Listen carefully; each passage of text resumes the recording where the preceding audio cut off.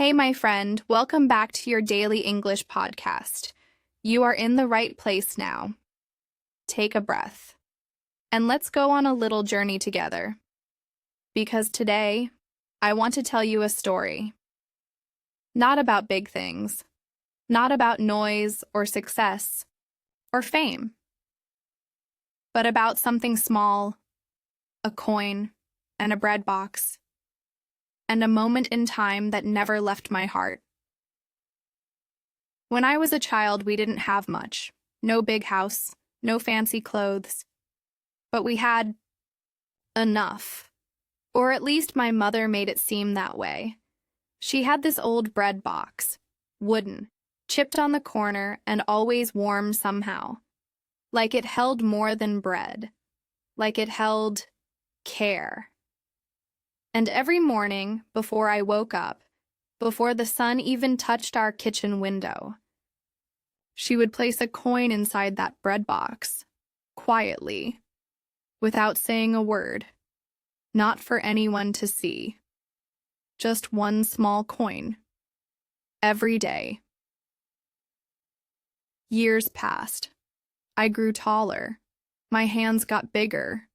My world stretched beyond that kitchen. But the bread box never changed. It still sat in the same corner, still held the morning bread, still held that coin. One morning I asked her gently, "Mom, why do you always put a coin in the bread box?" She looked up, but didn't answer right away. She just smiled. A tired, knowing smile, then said, "Because one day, you'll need it. That's all. Not a lesson, not a lecture, not even a full sentence, just because one day you'll need it." And that was it. She went back to her tea. And I didn't ask again, because somehow I understood, not with my mind, but with something deeper, that this wasn't about the coin. This was about preparation, about love, about leaving something, just in case. And sure enough, that day came. I still remember it. I was 17. It was winter, cold, gray. My father had just lost his job. And we didn't have enough for dinner. There was no meat, no eggs, not even rice, just a dry piece of bread. And my mother, still calm, she walked to the bread box, opened it slowly, took out that day's coin, and then opened a drawer. Inside were hundreds of them, all the coins, from all the days, every single one. I stared. My mouth couldn't speak. My eyes didn't blink. I just stood there, shocked. She looked at me and said, "We never know when the storm will come, but we can leave ourselves shelter." And then she closed the drawer, walked out in the cold, and bought dinner. Not much, but enough, because of those coins. Because of that small act. Because of her quiet faithfulness. That night, I couldn't sleep. Not because I was cold. Not because I was hungry. But because something inside me had shifted. I looked at my mother differently. I looked at life differently. How many years had she done that? How many mornings without praise, without thanks, without anyone noticing? Had she placed that coin in the bread box? She never missed a day. Not when she was sick. Not when she was tired. Not even when she had nothing left in her purse. She would find something. A single coin. Set aside for later. For us. That night, as I lay in bed, I realized something else. She wasn't saving money. She was saving us. She was building safety, trust, consistency. One small coin at a time. And that is love. Not loud, not dramatic. Not written in poems or shouted from rooftops, but quiet, steady, repeated. Love is a coin in a bread box. That night, I couldn't sleep, not because I was cold, not because I was hungry, but because something inside me had shifted. I looked at my mother differently. I looked at life differently. How many years had she done that? How many mornings without praise, without thanks, without anyone noticing? Had she placed that coin in the bread box? She never missed a day. Not when she was sick. Not when she was tired. Not even when she had nothing left in her purse. She would find something. A single coin. Set aside for later. For us. That night, as I lay in bed, I realized something else. She wasn't saving money. She was saving us. She was building safety, trust, consistency. One small coin at a time. And that is love. Not loud, not dramatic. Not written in poems or shouted from rooftops, but quiet, steady, repeated. Love is a coin in a bread box. Then one day, everything changed again. I got the call. The one you hope never comes. She was in the hospital.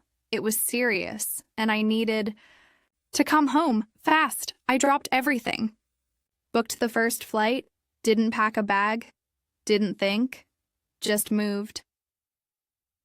The whole journey, my chest felt heavy, like there was something sitting on it, a question I wasn't ready to face.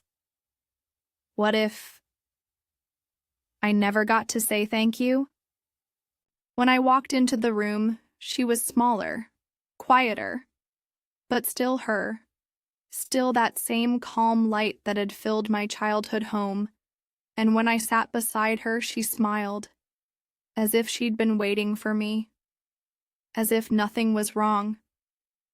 And in that moment, I didn't say much, just held her hand, just looked at her. But deep inside me, everything spoke. All the memories, all the mornings, all the coins, all the bread.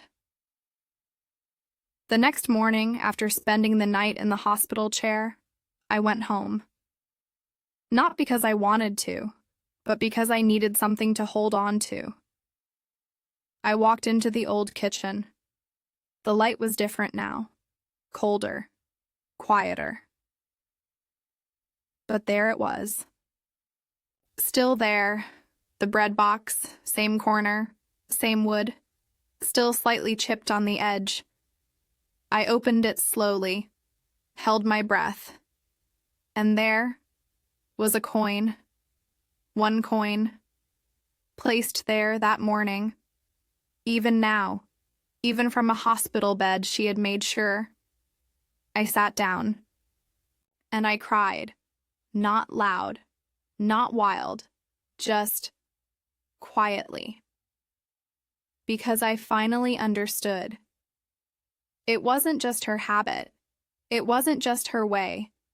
It was her language, her way of saying, I'm still taking care of you, even now, even here.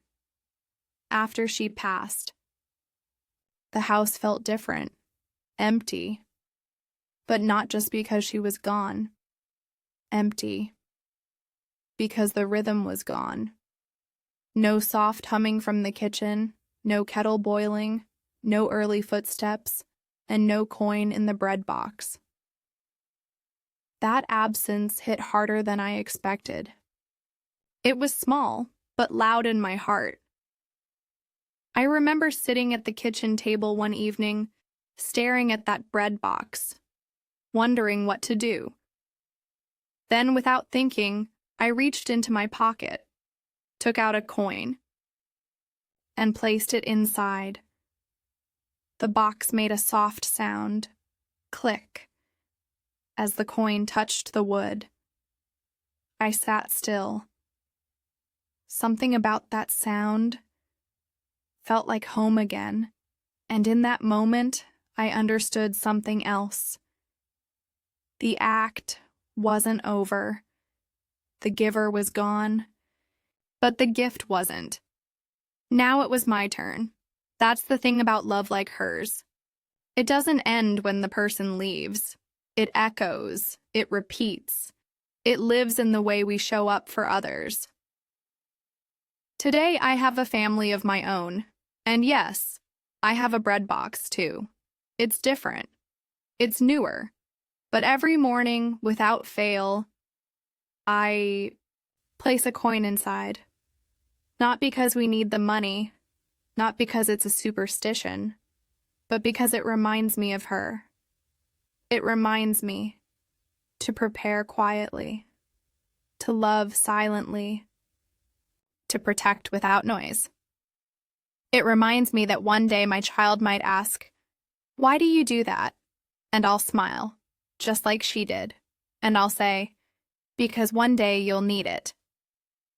My child doesn't ask much about the coin.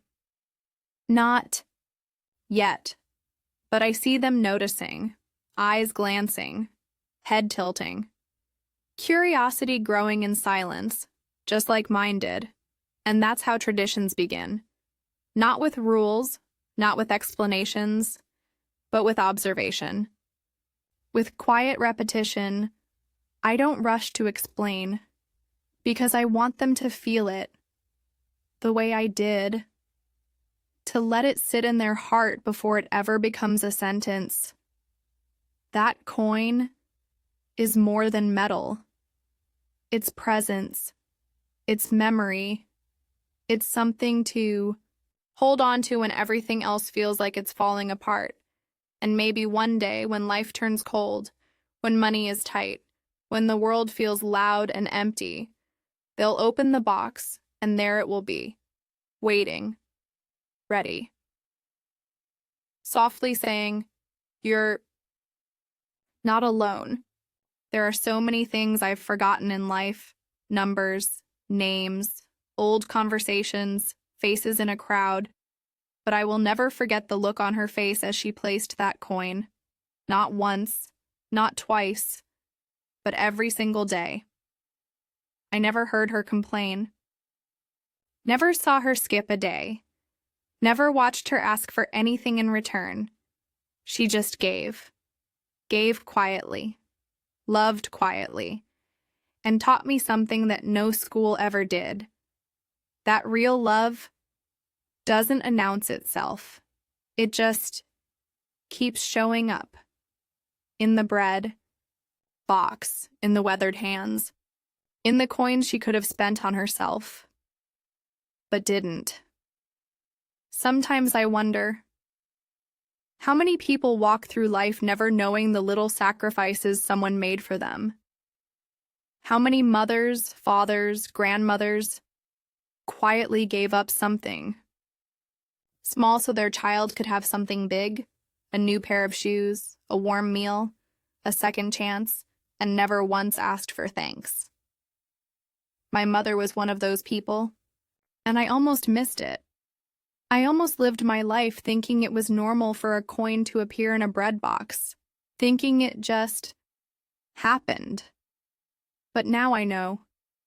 It didn't just happen. It was placed there. Intentionally. Lovingly. Silently. And that silence was its power. Because some love doesn't need to be loud to be life-changing.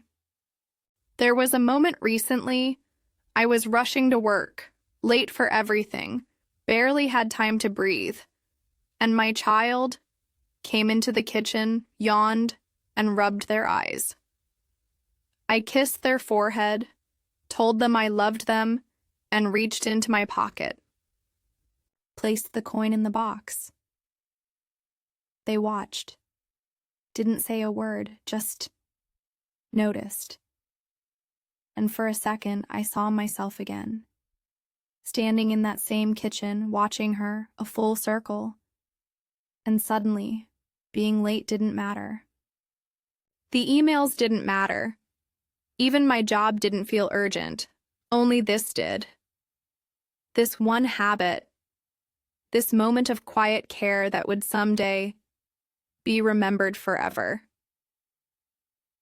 There was a moment recently I was rushing to work, late for everything, barely had time to breathe. And my child came into the kitchen, yawned, and rubbed their eyes. I kissed their forehead, told them I loved them, and reached into my pocket. I placed the coin in the box. They watched. Didn't say a word, just noticed. And for a second, I saw myself again, standing in that same kitchen, watching her, a full circle. And suddenly being late didn't matter. The emails didn't matter. Even my job didn't feel urgent. Only this did. This one habit. This moment of quiet care that would someday be remembered forever. And over time, I realized the coin wasn't the only thing she gave me. She gave me patience, the kind you don't learn from books, the kind that gets built in the quiet. She gave me consistency, a reason to trust the rhythm of things. She gave me dignity, never begging for praise, never making me feel like a burden. She gave me love, not with big words, but with small acts done 1,000 times over. And I started to wonder, what are the coins we leave for others?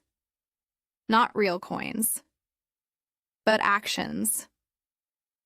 Are we leaving kindness behind us? Are we showing up for people quietly, day after day, even when they don't notice? Because one day they will, and on that day, our coin will be the thing that gets them through. I remember once there was a young man I worked with, quiet, always looked tired, always skipped lunch. Most people didn't notice. Too busy, too distracted. But something in me did. One day, I brought 2 sandwiches, offered him one without making a big deal. He hesitated, then took it. Said nothing more than, thanks, but the next day he smiled. Just a little, and the day after that, he brought me a coffee. No big words, no dramatic conversation, just 2 people passing coins back and forth. Not metal, but presence, kindness, recognition. I think that's how the world heals, not with grand speeches, but with one sandwich, one smile, one gesture, one coin in someone else's bread box. Since then, I've made it a habit, not just at home, but everywhere. A few extra dollars in the car in case someone needs help. A warm note in my kid's backpack before a hard day. A compliment to a stranger who looks like they haven't heard one in a while. These are my coins now. This is my bread box. It's not wooden anymore. It's invisible. But it's real because I carry it in me. Everywhere I go, in every conversation, in every choice. And I think, if my mother could see me now, she wouldn't say much. She'd just smile, the same quiet smile she wore every morning as she placed her coin down, without expecting anyone to notice. But I did. And I still do. Since then, I've made it a habit, not just at home, but everywhere. A few extra dollars in the car in case someone needs help. A warm note in my kid's backpack before a hard day. A compliment to a stranger who looks like they haven't heard one in a while. These are my coins now. This is my bread box. It's not wooden anymore. It's invisible. But it's real because I carry it in me. Everywhere I go, in every conversation, in every choice. And I think, if my mother could see me now, she wouldn't say much. She'd just smile, the same quiet smile she wore every morning as she placed her coin down, without expecting anyone to notice. But I did. And I still do. People sometimes ask me, why do you still do it? Why the coin? Why the bread box? I could say it's tradition, or habit, or memory. But it's more than that. It's a reminder of how love shows up, not once, not in grand gestures, but over and over in quiet repetition. It's how I remind myself to stay soft in a world that tries to harden us, to stay present when everything pulls us to rush, to stay faithful to the small things, the unnoticed things that shape someone's entire life, because it's never just a coin. It's a promise. It's protection. It's love. Some nights, when the house is quiet, when the world feels too loud, I sit in the kitchen alone, and I open the bread box. Not to check, not to count, just to remember. To remember that love doesn't always speak. Sometimes it just waits, sits, holds space. And I think about how my mother left something behind without needing to be remembered. She never asked me to carry on her habit. She never called it a lesson. She never said, one day you'll understand. She just lived. And because she lived that way, so do I. We pass on more than we know. Not through lectures, not through control, but through rhythm, through attention, through small, repeated acts of care. If I could go back in time, just once, I wouldn't change a thing. I wouldn't ask for a bigger house, or more food, or nicer things. I'd just go back to one of those mornings where she was humming, and the kettle was singing, and the kitchen smelled like home, and I'd say thank you, not with words, but maybe by placing a coin in the bread box before she did, so she could see that I noticed, that I felt it, that it mattered. But life doesn't always give us that chance. So now, I say thank you in the only way I know how. By continuing the habit. By being the calm in someone else's chaos. By preparing the shelter before the storm. You know what I've learned? It's not the big moments that shape who we become. It's the invisible ones, the quiet hands making breakfast before the sun rises, the silent sacrifices that no one applauds, the coins left in bread boxes when no one's watching. Those are the moments that build character, that build trust, that build people. It took me years to understand that, because we live in a world that only notices the loud. But my mother wasn't loud. And yet her love is the loudest thing inside my heart today. Funny how that works. The ones who whisper leave the deepest echoes. There's a certain kind of strength in people who prepare for others. The ones who don't wait for a thank you. The ones who plan ahead not for control, but for comfort. She taught me that.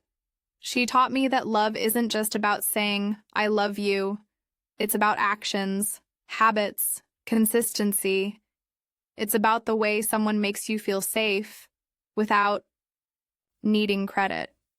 And now, whenever life gets overwhelming, whenever I feel like I can't hold it all together, I open the bread box. Sometimes there's a coin, sometimes not. But always, there's peace. Because I know no matter what happens, I came from someone who prepared the world for me. There's a kind of love that doesn't need attention, doesn't need a stage, doesn't post itself for the world to see. It's the kind that just shows up quietly, faithfully, without asking for anything back. And that's the kind of love I want to give now. Not just to my family, but to strangers, to friends, to people passing through. A warm meal when someone doesn't ask. A listening ear when someone's too proud to cry. A coin in their bread box before they even know they'll need it. Because love isn't just what we feel. It's what we build for others when they're not looking. That's what she gave me. And that's what I want to pass on. Sometimes I wonder what my own child will remember. Will they remember the toys, the vacations, the birthdays? Or will they remember the way the house felt warm on cold mornings? Will they remember the coin in the bread box? Will they remember how I stopped what I was doing just to listen? That's the real legacy. Not money. Not success. But presence. It's not what we leave behind. It's what we leave inside them. And if I can leave even a small piece of the calm she gave me, then I've done something right. Because the world is loud. And what we need most is quiet love. You know, not everyone gets a mother like mine, or a father, or a teacher, or even a friend who quietly places coins in their life without being asked. But sometimes, life gives us those people in small forms. A kind stranger, a generous neighbor, an old friend who shows up at the perfect time. They don't always stay. They don't always speak much, but they leave something behind, a coin in your emotional bread box, and you carry it long after they're gone. That's why I tell this story, because I want you to know maybe someone's been placing coins for you too, in ways you didn't see, in moments you didn't notice, and maybe now it's your turn to do the same. We often think love has to be grand, loud, Instagram-worthy, but the deepest kind of love isn't posted. It's practiced. It's the father who skips lunch so his child can eat. It's the friend who texts at just the right time without knowing why. It's the teacher who sees your struggle and gives you grace without announcing it. It's the mother who places a coin in the bread box every single day without ever asking for thanks. That's love. And it stays with you, even when people don't, especially then. You don't need to be perfect to leave something meaningful behind. You don't need to be wealthy to give someone peace. You don't need a stage to be remembered forever. You just need to show up consistently. Gently, with intention. Maybe your coin is a kind word, a warm meal, a message sent at midnight that says, "I'm here," because this is how we build a world that's kinder. One coin, one quiet moment, one act of love at a time. You don't need to be perfect. You just need to be consistent. And in the end, that will be the story they remember most. Hey, my friend. Thank you for listening today. This was your daily English podcast where stories speak louder than lessons. And love is often found in the quietest places. If this story touched something inside you, pass it on. Not just by sharing the episode, but by living the message. Place a coin in someone's bread box today. They'll never forget it, and neither will you. See you next time. Until then, stay gentle, stay present, and keep building love in all the quiet ways that matter. Hey, my friend. Welcome back to your daily English podcast. You are in the right place now. Today, we're slowing everything down because I want to tell you a story that doesn't rush, doesn't explain, doesn't even speak much. Maybe your bread box is a phone call, a quiet prayer, a small act of preparation for someone who doesn't yet know they'll need it. It doesn't have to be big. It just has to be real. The world will try to tell you that what matters most is what's visible. Trophies, fame, followers, but I promise you, what people remember is how you made them feel when life was heavy, how you gave when you had nothing to gain, how you left coins in their spirit before they ever knew they'd need them. So don't wait. Don't hold back. Start placing your coins now, one by one, day by day, quietly, faithfully, lovingly. Because one day, someone will open their bread box when everything feels like it's falling apart. And there it will be, a piece of your love, waiting, saving them in a way you'll never fully understand. I don't know what you're going through right now. Maybe you're tired. Maybe life feels uncertain. Maybe you feel like you're carrying too much and no one even notices. But I want to tell you this. Somewhere, someone placed a coin for you. You might not see it yet. You might not recognize it. But the care is there. The love is there.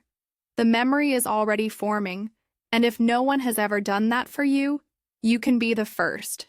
You can begin. Right now. Today. You can become the kind of person who quietly prepares a little safety for someone else. And maybe, years from now, someone will tell your story, not because of what you owned, not because of what you said, but because of what you gave. In silence, in consistency, in love. Maybe they'll remember how you always showed up, how you always had something ready when they needed it most. They'll say, I don't know how. They did it, but somehow, they always knew, and that's the legacy worth leaving, not a title, not a fortune, just a daily act that says, you matter. You're not alone. I've been preparing this for you. Sometimes, when I walk through life now, I look at people differently. The tired cashier, the quiet student, the stranger, on the bus staring out the window, and I wonder, who placed coins in their bread box? Did anyone? Are they walking through life without ever knowing what it feels like to be quietly taken care of? If so, maybe I can be the one. Maybe I can drop a coin into their day, their spirit, their struggle, not to fix them, not to rescue them, but just to say, I see you, I'm here, you're not forgotten. I think the most beautiful part of the human heart is how it remembers the small things. The song your mother hummed while cooking rice, the way your grandfather touched your shoulder when you were nervous, the smile a teacher gave you when you failed a test but showed up anyway. None of those moments were loud. None were expensive, but all of them were coins. Left behind in your soul, waiting to be found when the world gets too heavy. And when you finally reach for them, you realize you were never as alone as you thought, if you take nothing else. From this story, let it be this. You don't need to change the whole world. You just need to care enough to leave something behind. Something quiet, something gentle, something someone will discover right when they need it most. A message, a gesture, a habit of showing up even when it's inconvenient, especially then, because that's what love really is. Not what we feel, but what we give again and again until it becomes part of who we are. I still place a coin in the bread box every morning, not for money, not for need, but for memory, for rhythm, for peace. And I know one day someone I love will open that box, and maybe I won't be there anymore. Maybe my hands will no longer place the coin, but the habit will remain. The story will remain. The message will remain. And when they see it, they'll smile. Because they'll understand, just like I did. And they'll begin their own story, their own way of loving quietly, preparing gently, and giving fully with no applause. And the cycle continues. We often think the world changes through big movements, loud voices, powerful people. But sometimes the greatest change comes from a kitchen, at sunrise, with a simple coin placed by a mother's hand. No one sees it, no one celebrates it, but years later, that small act will become a story someone tells when their heart is searching for meaning. That's what she gave me. Not just coins, but something to carry when life got heavy. Something to pass on when words weren't enough. A quiet kind of strength. So, to you listening now, maybe there's someone who needs your quiet strength today. Someone who doesn't need a rescue, just a reminder that they matter, that they're seen, that someone is quietly placing something gentle in the background of their life, and maybe that someone is you. You don't need the perfect words. You don't need the perfect timing. You just need to care, to show up, to choose love, even when it's silent, especially when it's silent. This story isn't just about my mother. It's about all of us who are carrying quiet memories, all of us who were shaped by someone who loved us without words. Maybe it was a parent, maybe a friend, maybe someone long gone, whose kindness still lives in the background of your life. We don't always get the chance to say thank you, but we can pass it on. We can become the next link in a chain of gentle care. We can leave coins in other people's bread boxes, whether they ever see us or not, because love doesn't need to be noticed to be real. So the next time you're in your kitchen or walking down the street or sitting in silence, pause. Think about the people who placed coins in your life. Think about what they left behind that money couldn't buy. And then ask yourself, who am I placing coins for? Whose tomorrow am I quietly preparing today? It doesn't have to be perfect. It doesn't have to be loud. It just has to be real. Real kindness, real intention, real love. That's what changes people. That's what outlives us. Maybe tonight before you go to bed, you'll think differently about the little things, about the way you hold the door open, about the way you speak to someone who's having a hard day, about that extra portion you cook and give away without a second thought. Those are your coins. Your quiet gifts, your way of telling the world, I care even if you never say thank you. And trust me, someone will remember. Not today. Maybe not even this year. But one day, they'll look back and realize you were the reason they felt safe when everything felt uncertain. And that is something no one can forget. So, here we are, at the end of this story. But really, it's not an ending. It's an invitation to notice, to remember, to act, to become the person who quietly builds warmth in a cold world. You don't need to be perfect. You just need to be present. That's what my mother taught me, not with speeches, not with lessons, but with a single coin, placed in the bread box, every day, without fail, without noise. Love, in its purest form. So, here we are, at the end of this story. But really, it's not an ending, it's an invitation to notice, to remember, to act, to become the person who quietly builds warmth in a cold world. You don't need to be perfect, you just need to be present. That's what my mother taught me. Not with speeches, not with lessons, but with a single coin, placed in the bread box, every day, without fail, without noise. Love, in its purest form, you have that power now.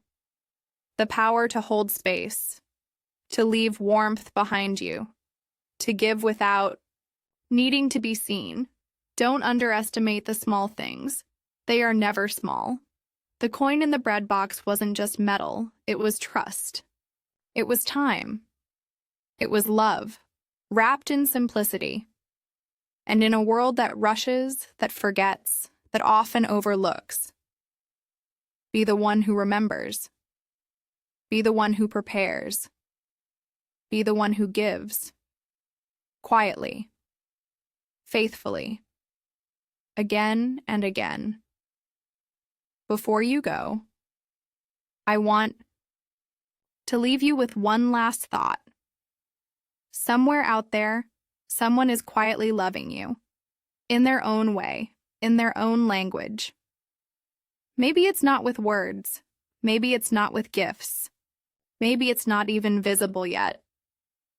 But it's there, in the way they wait up, in the way they save the last piece, in the way they show up, again and again, without needing to be asked. And maybe you are that person for someone else. So tonight, when everything slows down, when the noise of the world softens, take a moment, close your eyes, and ask yourself, who placed a coin in my bread box? And whose bread box am I placing a coin in now? But it stays with you, long after it ends. This is a story about an old man, a wooden bench, and the kind of presence that says everything without saying anything at all. Let's begin. There's a park in the middle of the city. Small, quiet, a little forgotten. There's a lake there, still, shimmering, the kind of place people walk past without noticing. Except him. Every day, around the same time, he would come. Old man, gray coat, soft eyes. And he would sit on the same bench. Alone. No phone, no book, no newspaper. Just silence. And that silence felt like something sacred. At first, I didn't notice him. Not really. I walked past him every morning on my way to somewhere else. To a meeting. To a deadline. To whatever felt urgent that day. But he didn't move. Didn't chase anything. Didn't look like he had anywhere else to be. He just sat, peacefully, unbothered, present. And one day, I slowed down just long enough to really see him. He was watching the lake, but not in a bored way. More like he was listening, not to the birds, not to the wind, but to life. And something about that stopped me in my tracks, because I couldn't remember the last time I had sat still without doing anything, without checking something, fixing something, planning something. He wasn't in a rush. And I realized maybe I didn't need to be either. The next day, I came to the park on purpose, not just to walk through it, but to sit, not right next to him, just near enough to watch.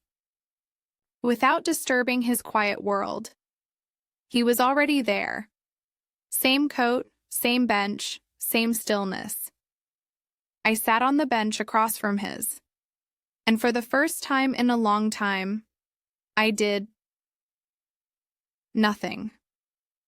I didn't scroll, didn't text, didn't make a list. In my head, I just sat, like him, and tried to breathe. At first, it felt uncomfortable, like I was wasting time, but slowly. It felt like time was softening, stretching, expanding.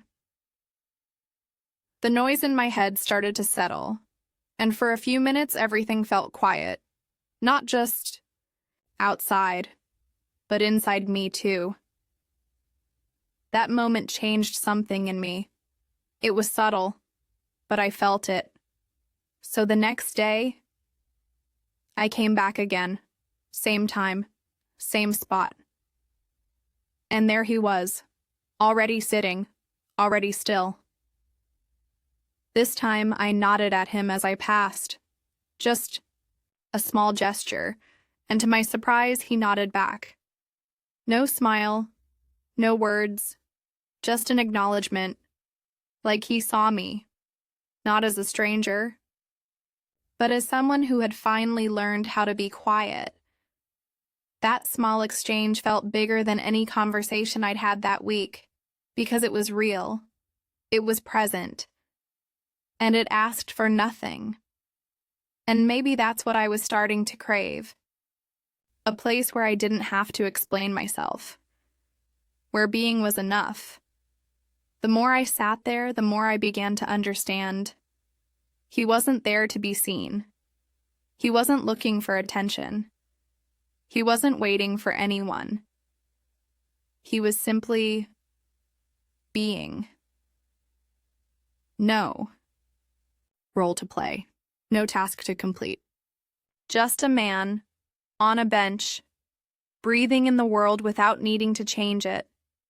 And watching him day after day, I started to see something I had missed. There was peace in his stillness, a kind of wisdom that didn't need to be spoken out loud. He had learned how to sit with life without trying to fix it, and maybe that's what I needed too. Not more answers. Not more distractions, but more room to just exist. One afternoon, I worked up the courage to sit beside him. Not across, not nearby, but next to him, on the same bench. He didn't look at me, didn't move, didn't shift his body away. But I could feel that he welcomed me, not with words, but with his silence, and something about that was more comforting than any small talk I'd ever made. We sat together for what felt like hours, but was probably just 20 minutes. No conversation, no questions, just the breeze, the lake, the soft rhythm of two people breathing side by side. And when I finally stood to leave, he did something I'll never forget. He placed his hand gently on the bench beside him, right where I had been, sitting, like he was acknowledging that I had been there, that it had meant something, even if no words were exchanged. The next morning, everything felt different. Not the world. It was still loud, still fast, still rushing toward deadlines. But I was different. I moved slower, spoke softer. Noticed things I used to miss. The way the sunlight spilled across my coffee cup. The way my shoes touched the ground. The way people looked when they thought no one was watching. It was like the silence had peeled away a layer of noise inside me. And in that quiet, I started to hear things more clearly, not from outside, but from within, and that voice inside me, it had been there the whole time. I'd just been too busy to listen. I kept going back. Every day, same time, same bench. And he was always there. Not early, not late. Just there. It became a ritual. A rhythm. One that didn't need words to feel full. Sometimes I'd bring a book, but I never opened it. Sometimes I wanted to say something, but the moment never asked for it. So I just sat and breathed and learned to appreciate the space between thoughts. And slowly, I started bringing that stillness into the rest of my life, into conversations, into work, into the way I listened to people without planning my next reply. I started realizing that not every silence needed to be filled. Some of them were the most honest part of the moment. It surprised me how quickly I stopped fearing the quiet. Used to fill every gap. Background music, notifications, constant scrolling. But now, I found myself craving silence. Even in conversations, I let the pauses breathe. I noticed how people rush to fill the air, as if quiet means something is wrong. But sometimes silence is what's most right. It lets truth rise. It lets hearts catch up. It gives space for presence. And that was the biggest gift the old man had given me. He reminded me how to simply be there without trying to impress, fix, or perform, and suddenly, I started becoming that person for other people. It surprised me how quickly I stopped fearing the quiet. I used to fill every gap. Background music, notifications, constant scrolling. But now I found myself craving silence. Even in conversations, I let the pauses breathe. I noticed how people rush to fill the air as if quiet means something is wrong, but sometimes silence is what's most right. It lets truth rise. It lets hearts catch up. It gives space for presence. And that was the biggest gift the old man had given me. He reminded me how to simply be there without trying to impress, fix, or perform, and suddenly I started becoming that person for other people. It's strange how someone you barely know can become a part of you. We never exchanged names, never asked each other where we came from, what we did, or why we kept coming back. But I felt closer to him than people I'd known for years. Because with him, there was no mask, no effort, no pretending. And when someone sees you like that, as you are, not as you perform, something inside you softens. You let go of roles, of pressure, of expectations, and you just sit side by side in quiet understanding, where words are not needed because the silence is already full. One morning, he wasn't there. I arrived at our usual time, sat on the same bench, waited. But he didn't come. I stayed longer than usual, watching the lake, telling myself maybe he was late, but my chest already knew. The next day, still no sign of him, and the day after that. I asked a park worker if he'd seen the man. He nodded quietly, said he'd been a regular for years. said he was kind, said he hadn't seen him in days. That was all. No big goodbye, no last message, just a quiet absence where a quiet presence used to be. The bench felt different without him, not just empty, but quieter, too quiet, because he wasn't just someone who filled space, he was someone who held it, and now the space felt too big. I still came every day, not out of habit anymore, but out of something deeper, respect, gratitude, a need to stay close to whatever he had awakened in me. I sat in his spot. At first it felt wrong, like I was borrowing something sacred, but soon it began to feel natural, like he had left the bench behind as a gift, a place where silence could still be heard. Weeks passed. No one claimed his space. People walked by, but no one sat long. It was as if his presence had left a mark that others instinctively respected, and I found myself doing what he used to do, sitting, watching, being, noticing the wind, the water, the way the world moved without rushing, and slowly people began to sit near me. At first, just for a moment, then longer. They didn't ask why I was there. They didn't ask who I was waiting for. They just sat. And I welcomed them. In silence. Because I finally understood what he had given me. He didn't teach me how to talk. He taught me how to stay. Over time, people started coming to the bench not because of me, but because of the feeling. Something about that space made people slow down, made them breathe deeper.